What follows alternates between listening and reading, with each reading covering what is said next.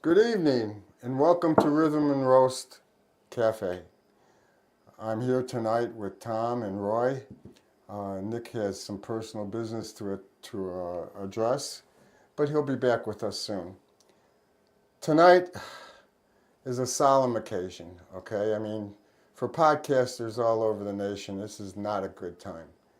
What we tried to achieve here, when we started out, it was Tom and I and Nick and Luigi over there. And what we tried to do is, our mission statement was to get around all the antagonism and the polarity and see where we can find common ground through civil discourse, and I don't know, I'm not going to defend or attack whatever his approach was, but whatever it was, okay, he didn't deserve this. Mr. Kirk did not deserve this. No one, for speaking their mind, deserves to be executed. To quote a famous film, how did we get here? How did it come to this? Anyway, on a positive note, today, the September 16th, marks the 46th anniversary of my one and only wedding. And the only thing that stands out differently than most other people's weddings is the fact that we had the reception at the Aragon Ballroom. And to my knowledge, there's no one in history that has had their wedding reception at the Aragon Ballroom. We gave out 1,100 invitations, and the clicker counters at the front door clicked 1,747 some people that came in. And the reason we had to click them is because we had a catering service who set up 6 rows of catering tables, 3 tables deep, and what they wanted to do is they wanted to charge us $8 per person who came in the door. But that was 1979, so $8 was a lot more money than it is now. But we paid for that. Jam Productions and the Aragon owners gave us the ballroom as a wedding present. Dino and the guys from Beginnings out in Schaumburg donated all the barrels of beer that were free for the entire night for all the people that were there, and a discount on the hard liquor. And they provided the bartenders. Nick, who can't be here tonight, was one of the lead bartenders on that, and a good night was had. We had 3 rock and roll bands. We had 2 rock and roll bands, 1 wedding band, traditional wedding band, and we had a DJ that did disco in between the acts. My wife was a disco instructor before I met her. Some combination, huh? Rock and roll and disco. Anyway, you look back and you think the disco people had it right, and it was the rock and rollers that were missing out on something. Well, rock and roll was an individual sport in music. Okay, we'd get like at the Aragon, we'd call them the Aryan rockers. They were mostly men. They'd sit in chairs, right, and they'd dance with their right fist. Okay, fist. Heavy metal. And rather hard rock than socializing with women. Yeah, the disco people, they actually had women. Okay, they were dancing with them. They were actually holding them. It took John Travolta to wake us up. Okay, it actually took Saturday Night Fever to wake a lot of us up. Then all of a sudden, Rod Stewart was doing disco songs. Well, Jimmy Shrimp had a disco. Did he really? Yeah, down there in Bridgeport on Archer. Wow. Jimmy Shrimp. Now there's a name. There's a name. He was a man of high esteem in Bridgeport. And the reason that he's important is that we had, I think it was, Be careful now. I think it was Kruger, John Kruger Mellencamp at the World Music Theater. And at the end of the show, we had to usher everybody out the door, the gates. We had one gate, gate 6 was the last gate, and we had these two huge Irishmen from Bridgeport, okay? They had to be descendants of Vikings, okay? They were just, and they were really drunk, okay? And we had about 40 security on one side, and these two guys right at the gate, and they wouldn't leave. They go, oh, we're not gonna leave. Who's gonna throw us out, right? And so Jordan, one of my crew captains, came up to me and goes, what do you want to do, Dan? And I said, well, let me talk to him. So I went up to him and says, where are you guys from? They go, Bridgeport. And I go, thank God, Bridgeport. You know? And I said, oh, you're from Bridgeport? And they go, yeah. And I go, well, you must know Jimmy Shrimp.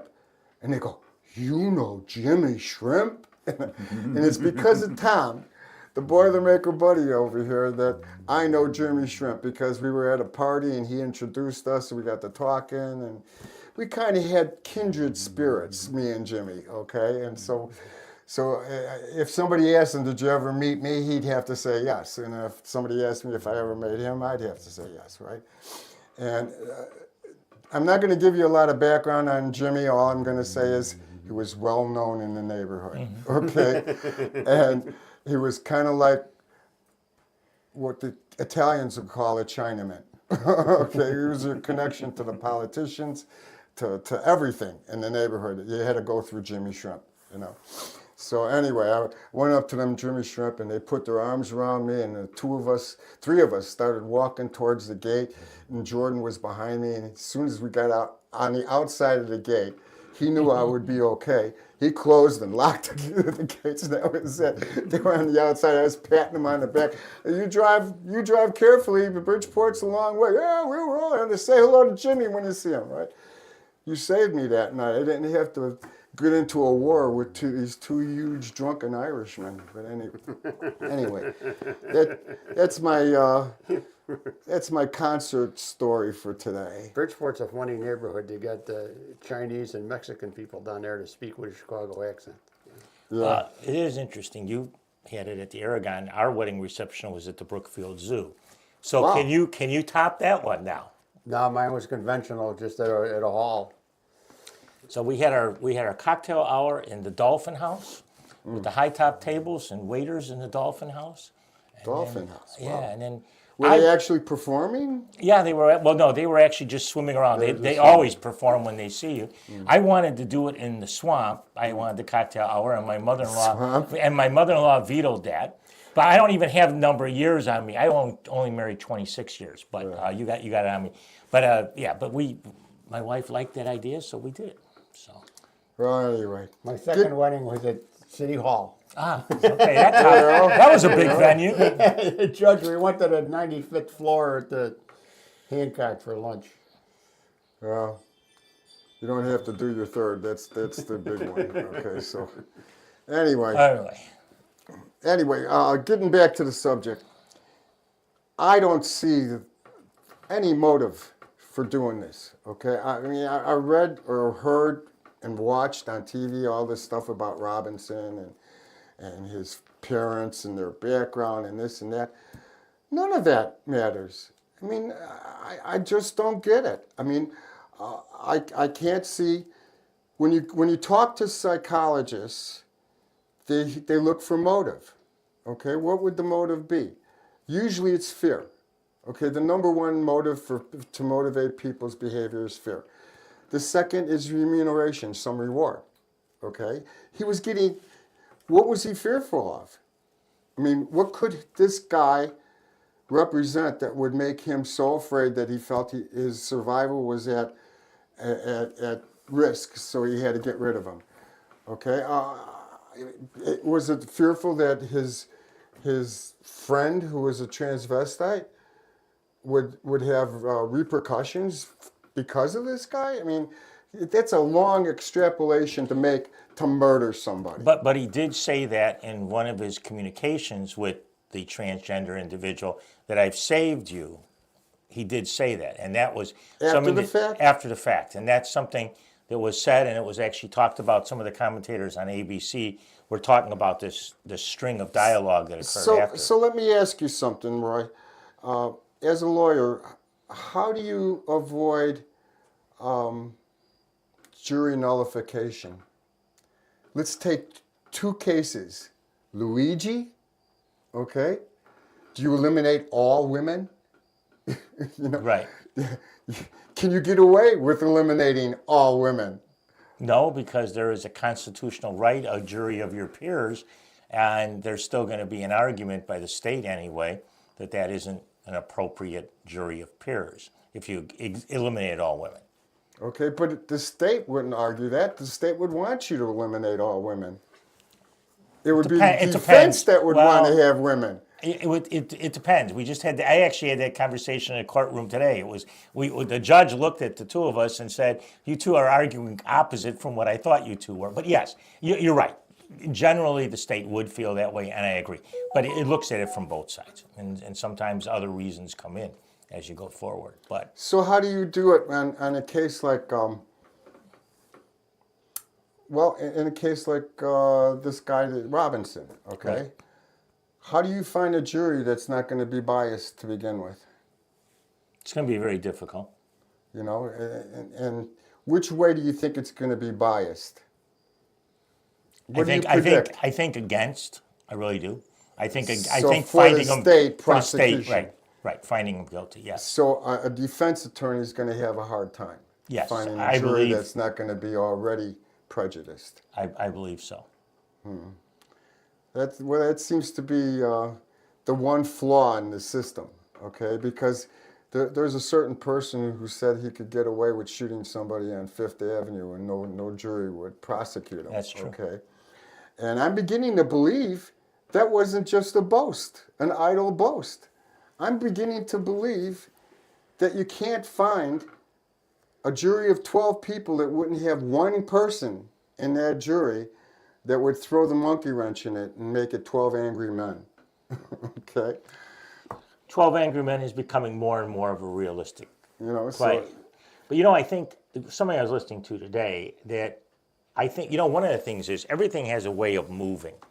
And it seems like today people are looking more and more when they're angry that they are looking at violence as a solution. It seems like today, I'm laying this out, that I think that one of the things they were talking about, a survey done, that more and more people feel that if you don't like somebody or something, their justification to kill them. or hurt them. And I think that that's a scary situation when you start seeing polling or analysis going on where that is becoming more mainstream realism. But you know what? I think it's not a phenomenon just here in the United States. It seems to be worldwide, and it seems to be nationwide, okay? That is true. I mean, There was a big phenomenon in Germany after the Great War, yeah. when the communists and the right-wingers were fighting in the streets. And Same thing in northern Italy. the Nazi Party was founded really as a bunch of right-wing street thugs. Well, there were actually there were left-wing Nazis, but the right-wing Nazis killed the left-wing Nazis. That's another story. Well, It gave National Socialism a bad name. Yes. It's really not such a bad idea. Just socialism for Americans. Just we don't for care Americans. about the rest of the world. Yeah. Well, we kind of have somewhat of that. I mean, if you asked a PhD in economics, okay, to give you a definition of what the U.S. economy would be, he would say it's a capitalist free market economy with elements of socialist institutions. But the thing is here, though, we have elections, Right. and we have a wide franchise. If you're 18 years old, you can vote, and you're a citizen, you can vote. But you see, we don't have property qualifications. We don't have. Well, we don't anymore. Right. So you know, a bad example was set by Trump when he refused to accept the results of the election. That's the first time that that has happened, and he set a very bad example there. Yeah, whether he was right or wrong, I mean, whether the result, I mean, you know, Andrew, first of all, who's he going to blame? He was president well, at the time. I don't, know? he just set a bad example, and it made a lot of people think that they were getting a raw deal when they weren't. You know, and so some of these people believed that they were getting a raw deal from that election. Well, still whether they were or not, they believed it, and I think that probably had something to do with radicalizing people. And then when one side gets radical, the other side results. Well, it comes back. They feed off each other, Right. you know. It's a Newton thing, It's a ripple tank experiment with waves. That's what it is. Well, this week I had a conversation. I have a case coming up, and I ended up talking to a psychologist in regard to certain anger type things and people that are harassing others on the internet. And we have a situation where there were threats made, and it was very similar to somebody at a school said he was going to come to school on a certain day and kill somebody and use a knife, and there was a lot of other discourse. And so I ended up looking at this and talking to the psychologist, and he told me an interesting thing. He said, Roy, I don't think human nature has changed. And he said, if we roll the clock back 40 years, he said, people talked about killing each other even in school then and made threats. But it wasn't memorialized forever on the internet or on social media platforms. And he said, that makes the difference because now it pyramids. Not only do you have maybe a statement made, but either someone wants to make the statement heavier or more aggressive, and it stacks up.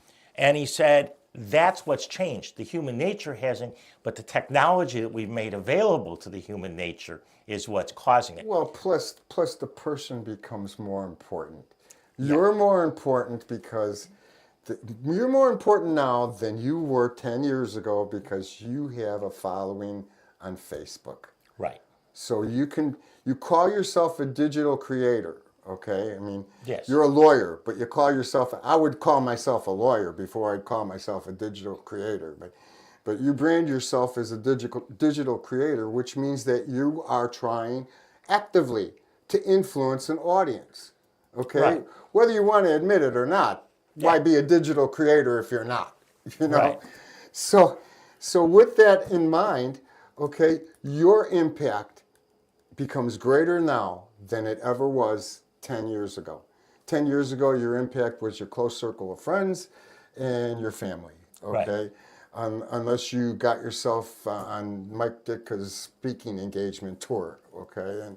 And that was the only thing that was going on. Right. You had to go on these motivational tours by public speakers like Ditka to equal what you're doing now on just a simple website, So that's the major difference. So how do we combat that? How do we combat this instantaneous knee-jerk reaction to anything anybody ever says or does? And the idea of might makes right. And I think that's the thing you're talking about with violence. There's no soft talk. I don't agree with you. You don't agree with me. How about I punch you in the mouth? Now do you agree with me? That's kind of the way an Aragon bouncer would deal with a crowd, okay? Get out of the aisle. Why? Punch. That's why, okay? You want another reason? Well, but see, I think that, there was a discussion. This is the discourse about this evening, I think, whether we're able to be persuasive to another. But I'm getting the feeling today that people don't worry about being persuasive. They just want to eliminate the person and not persuade the person. I call it something different, but I agree with you. I call it the emphasis on having control. Yes. Okay? I don't care what you think as long as I control it. Okay? I control how you present what you think. I don't want you to have access to multimedia outlets and say things like late night pundits do, okay, without my influence on you. Now, a lot of people would turn the station You know, a lot of Right. the followers just wouldn't follow it. And it got to be, for this particular president, that almost every late night show was attacking him. But the one that was attacking him the most was Colbert. He had an opportunity because he had the lawsuit going on. Money speaks louder than blood, okay? And the blood that bled was Colbert, Yes. okay? And it's business, you know, and I have no problem with it, you know. But when you talk about free speech, it goes in both directions. Oh, yeah. And this First Amendment issue is the biggest issue that's misguiding everybody's hate, okay? Because free speech, the way it's interpreted on the internet, is nothing like the Founding Fathers meant it to be. Free speech, in their view, was to stand on a soapbox or a corner of some store and say, the government is ripping you off. We should not be paying taxes. You know, not, this guy's an asshole and I want to kick his ass if he ever comes out of that store. That you can't say, okay? That's not freedom to speak. Well, I think it's hate speech is not a First Amendment right. We don't have a definition of hate speech. Go look on the internet right you're now, right. and there's a debate going on. What's hate speech? You know, But I think hate I speech hate is- coffee. Is that hate speech? You know, But I think that is where you're going to do harm to another. I think that's hate speech. when you advocate Right. doing harm, but that's almost a legal problem all by itself. Okay, That's true. So you don't really need to make an adjustment in that area. You just need law enforcement. Okay, and who's going to do that law enforcement? You know, and then are you enforcing the internet laws to be constricting free speech? I mean, where does Elon Musk sit on this? You know, I mean, he's between being a radical leftist and a radical rightist at the same time, yes. which puts him right in anarchy, okay? Because that's where they meet. They meet at anarchy. And who makes out in anarchy? The king, the guy who has the most resources. Because they He can maintain control. He can buy a private army. He can buy a private residence. He can buy a private island. He can privatize everything because he's got the money to do it, right? Right. So that makes anarchy the thing to do if you're in the 1%. Okay, that's the kind of government you want. You want anarchy, where money influences everything, not directly. Okay, not directly. It doesn't influence it directly, but it influences what you can do. Well, it's controlled by chaos. It's control, right? You know, And it goes back to your argument. It's all about the control. Right. So you resolve it, and the controversy comes down to how do you create the control? Is it through chaos? What modalities do you use to get the control? Here, you lawyers are used to using Socrates, okay? You like That's to right. use the Greek philosophers, okay? That's I right. use Carl Rogers, which is a reflective speaking kind of thing, okay? Which doesn't work very well on a mute. But anyway, what I see happening is there are aberrant behavior on both sides, and neither side wants to give up on defending that aberrant behavior. To the left, the love of assault weapons is aberrant behavior. And they'll come up with all kinds of reasons why it's aberrant behavior. To have yourself a .45 handgun, they don't consider aberrant behavior. An M16, aberrant behavior, okay? The right considers transgender aberrant behavior, okay? And the left doesn't. The left says, they've got the freedom to perceive themselves to be any gender they want to. The right says, oh, no, they don't. God gave them their gender, and they have no right to mess with it. Not in my world. That's the control they want. The other guys want the control over guns. So how do you come to any kind of compromise between those positions? Well, sometimes you don't. Yeah. But you just have to take your losses in politics and just move on to the next election, and say, well, we'll get there. And if we don't get there, we'll keep working at it. I mean, these things take But many people don't want to wait. It's another issue that comes up. It's cheating. I think there's a little bit of human nature that tries to always take a shortcut to get to the solution. So sometimes I wonder when someone disagrees with the speaking of an individual, instead of persuading them, they simply, and that's why I think this is creeping in the direction of approving more of killing people or injuring people, because people don't want to have that persuasive energies or wait till the next election. They want it now. It's something they want more current. Or they get frustrated. Yeah, they get frustrated with either the time it takes or the responses they're getting. Right. If they're thinking, especially, I think the right has a problem with this more than the left. Because I've heard from right people more. They feel being condescended to. Okay? They feel that the left condescends to the right on areas of principle, on areas of any kind of ethics or any kind of stuff. It starts with science, okay? It started with the environmental stuff, and when they say there's no problem with the environment, and then the left comes in with all of these scientific backgrounds, Findings. and, findings, and then they, the pattern that they're sending to the right is, you're dumb, okay? And the problem is, they're both suffering from from a problem of that. There's an overstatement on the left.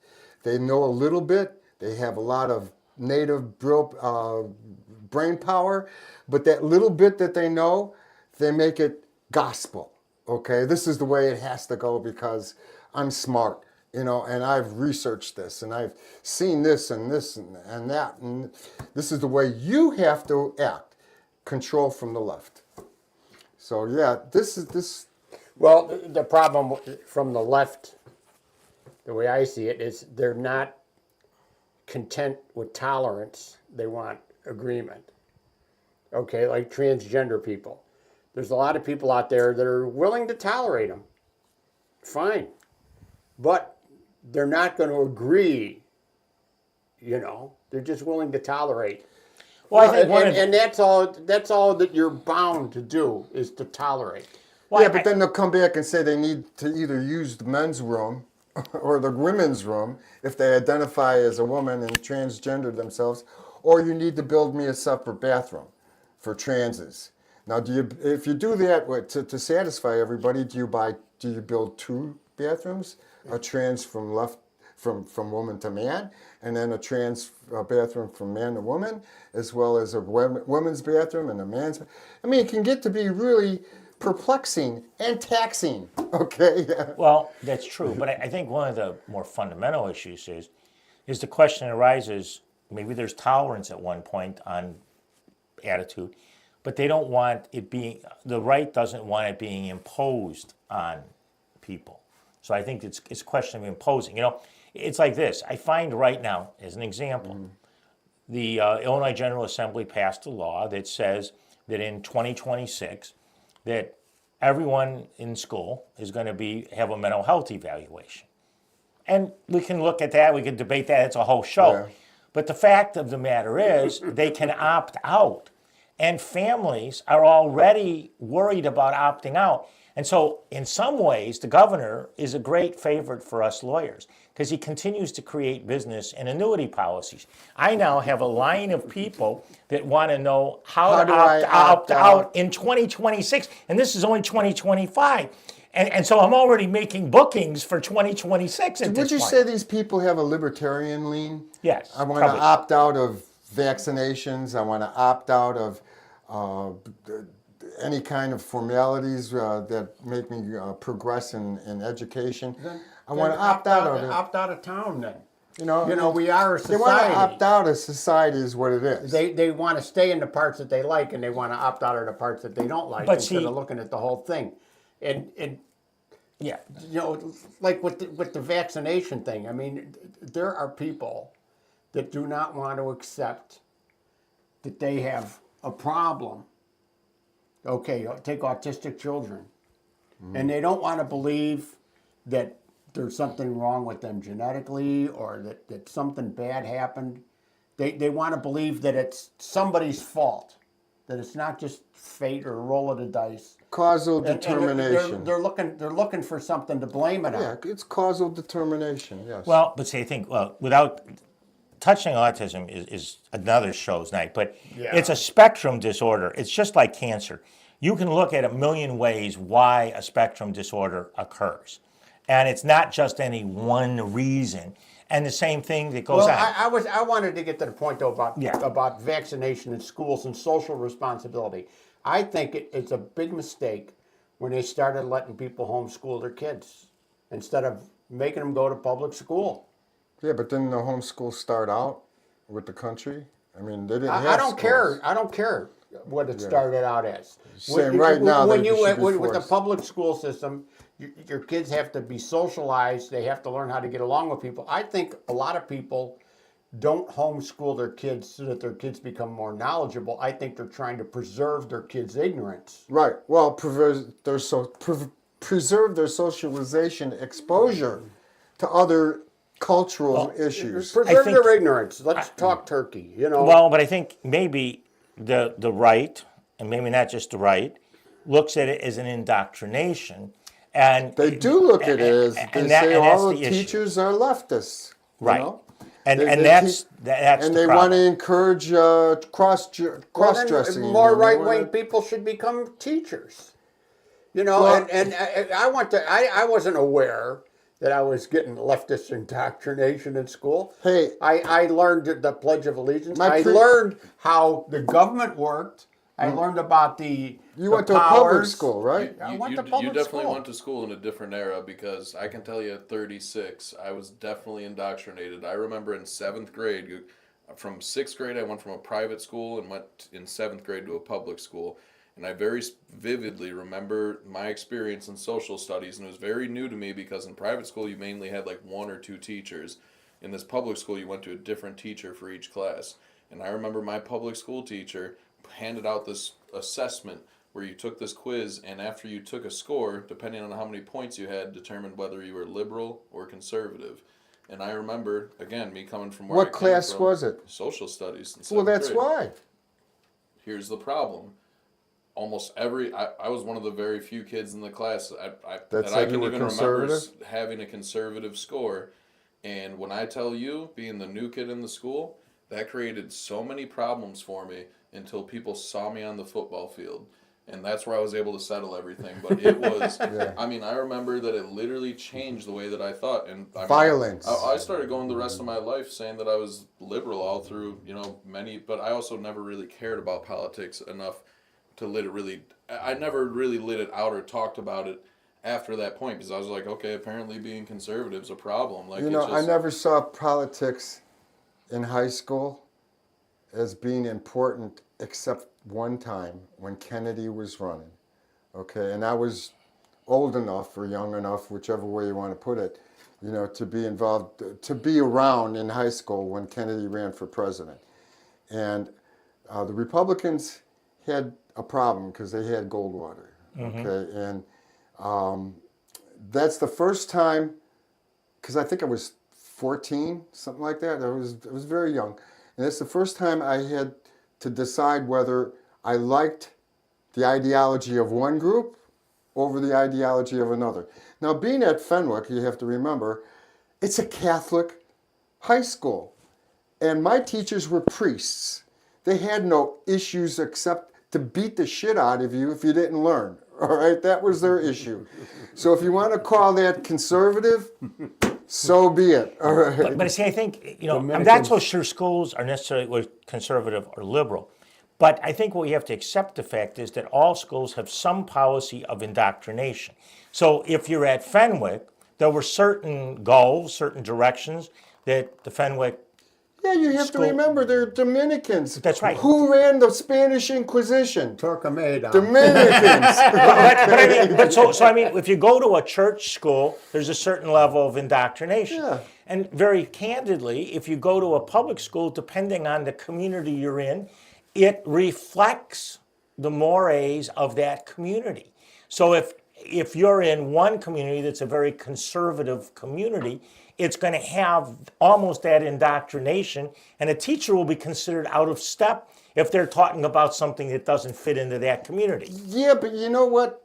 I had I had the unique opportunity to experience both systems. Because I started Fenwick as a freshman.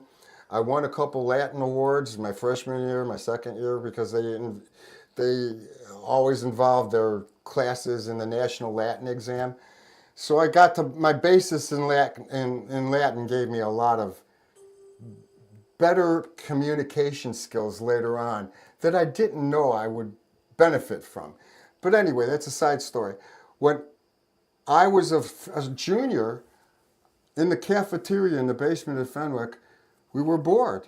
They wouldn't let us out in the winter, so we arm wrestled. I beat all the juniors, and this guy, Dick Ambrosino, beat all the seniors. He was a captain of the football team. So it came down to him and I.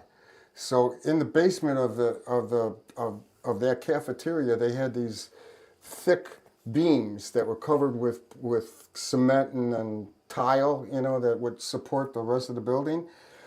We were in these cafeteria tables, and my back was to that beam, and I was going back and forth with Ambrosino, and he was almost to beat me, and then I started bringing him back.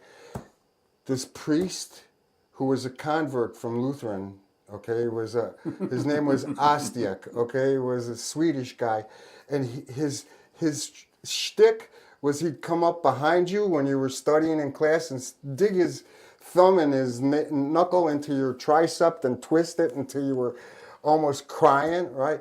Anyway, aside from torture, he had, you know what American history book looked like? The big gray one? Yes. Okay. He had that in Webster's dictionary. Lifted it above his head. Now I'm got my back to him. And he smashes me on top of the head while I'm arm wrestling with Ambrosino. When I came to, I thought it was a senior because I was starting to beat him, right? So I got up real quickly, and the cafeteria tables had those benches that were continuous.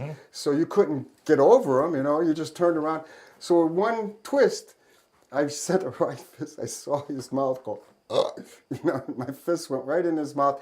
That wouldn't have hurt him too much, except he had the books in his hand. He went backwards, and he hit his head on that pillar, knocked him out, and he slid right down to the ground. Well, there's 350 juniors and 300 seniors in that cafeteria. Not a sound, okay? Not a single sound, and so I walked out of there. I walked up on myself. I went up to the, and they threw me out. Okay, they gave me a choice. I'd be in indefinite detention until I graduated, or I could transfer. So I transferred to Elmwood Park. What I found different between the schools, Fenwick had the greatest teachers to actually teach you. They had the best knowledge base. You can ask them any questions. They had immediate answer. They had their study programs down in good order, right? And you knew what you were doing. I went to Elmwood Park. Now, here's an example of the lab, the physics lab at Fenwick. 6 ripple tanks, 30 kids, okay? You had to get around, you had to get in groups and share the ripple tanks, 5 ripple tanks. Went to Elmwood Park, all their experiments came in from Argonne Laboratories, okay? 2 ripple tanks a ripple tank to every 2 kids. And then it went back. And then they got their new mechanics. Great stuff. The teachers were terrible. Absolutely terrible. And they weren't leaning left or right or anything. They just wanted to go home. Okay, that's all. They wanted to do the minimum amount. They wanted to make sure that they gave you the stuff that you needed to do to pass the test at the end of the semester. And that was their job. And that was it. They were done. Well, I got kicked out of St. Ignatius after 2 years, but not for so dramatic a story. Yeah. But I went to Austin High School.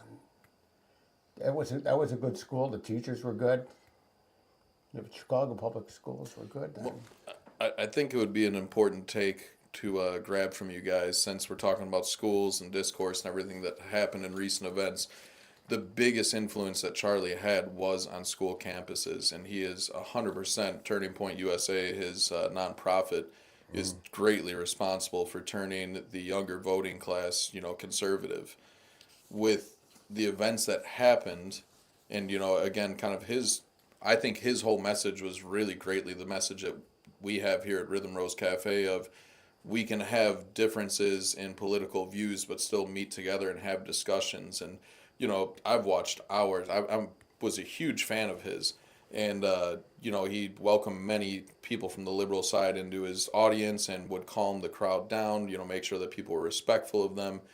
Do you think discussions like this should still carry on in the same manner? Do you think that, there's security everywhere at these things, so it's hard to say, like, just increase security. How do you guys feel about these school discussions? And I think political discourse is good to have discussions over. Yeah, but you got to look at the way it's presented. Okay, now we can talk about a guy that I barely know, Tim Pool. Okay, I watched his broadcast. He's almost mirror opposite of us. Yes. Okay, and but he's got a panel, and he's got a program that actually delivers. And my only criticism of it, okay, not his position, it's that it's hard for me as a 70 septuagenarian to follow him because he talks so fast. Okay, he says, and I go, wait a minute, and I got to back it up, what did he say? And I'm looking for closed captions sometimes, right? I just got to show you how you can slow it's the more speed important down. than ever for people to engage in civil Yeah.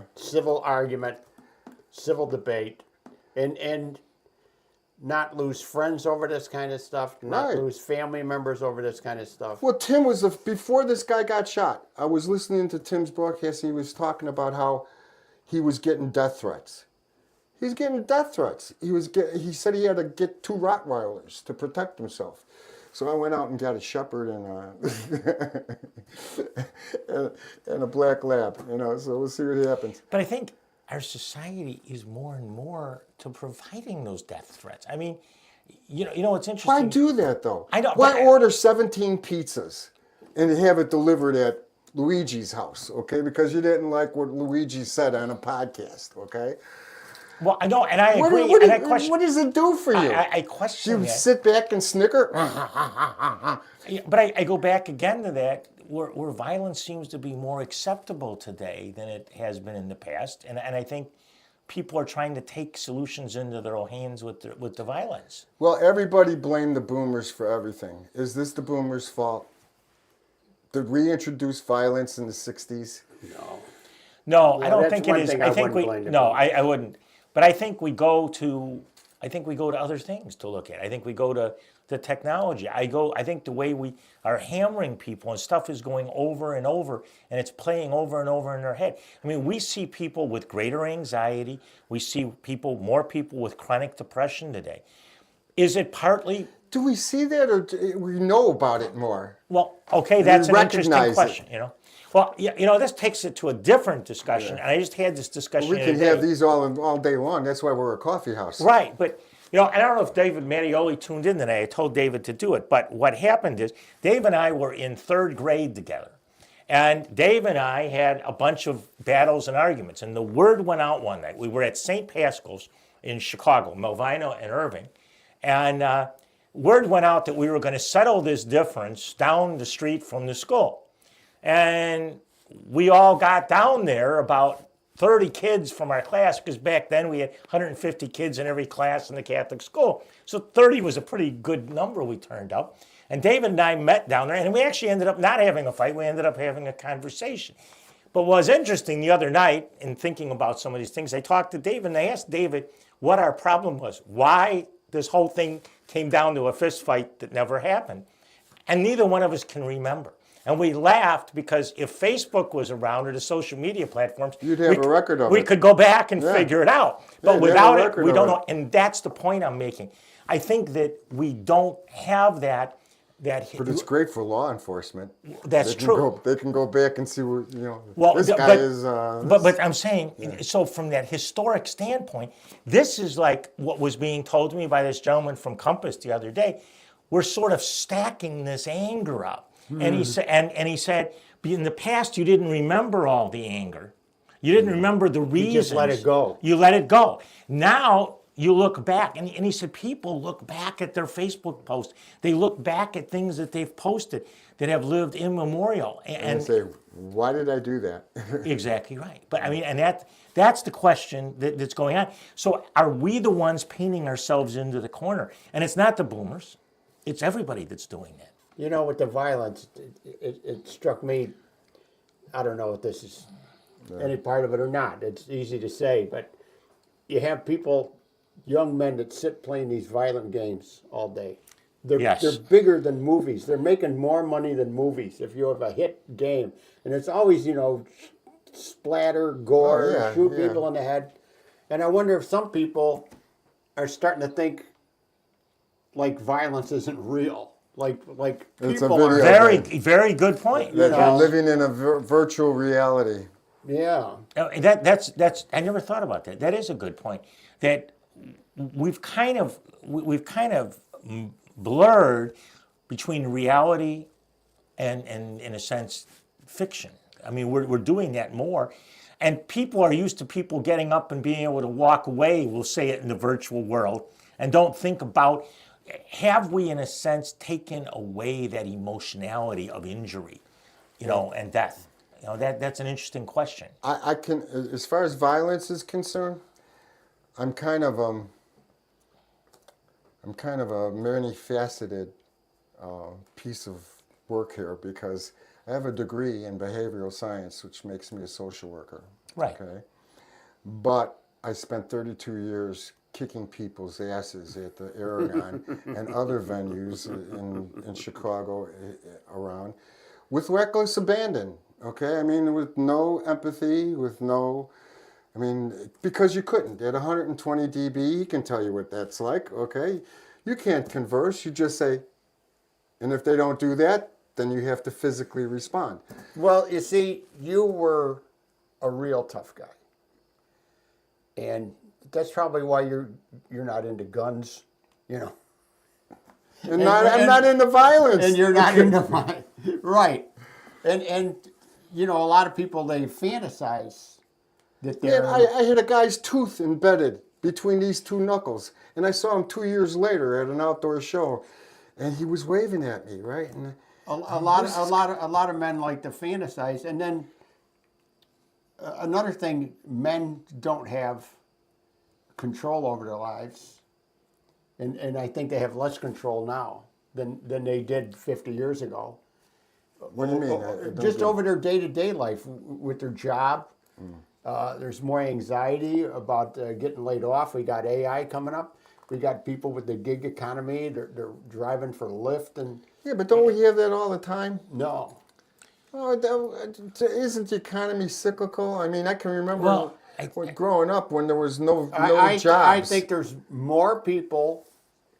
I think there's more people than ever that are living with anxiety day to day.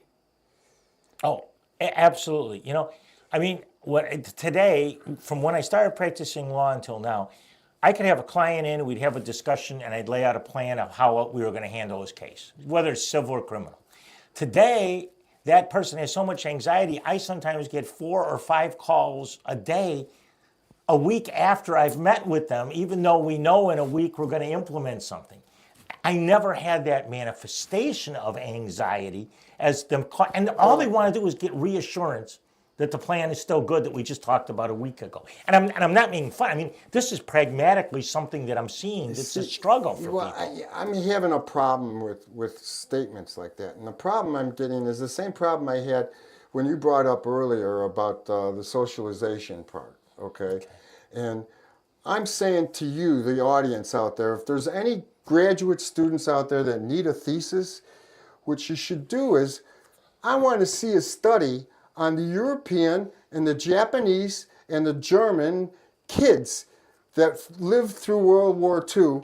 When their schools were destroyed, they were sent other places for 4 years, not 4 months, okay, not 2 years, 4 years. And when they came back, they had to go find a school that was rebuilding, teachers that were renewing their education. I want to see what the study says because there's a control group to see how those kids perform 20 years down the line. You know who that control group is? United States of America, we had no school closings. We had no bombed out schools. We had no problems with kids. They went to school daily.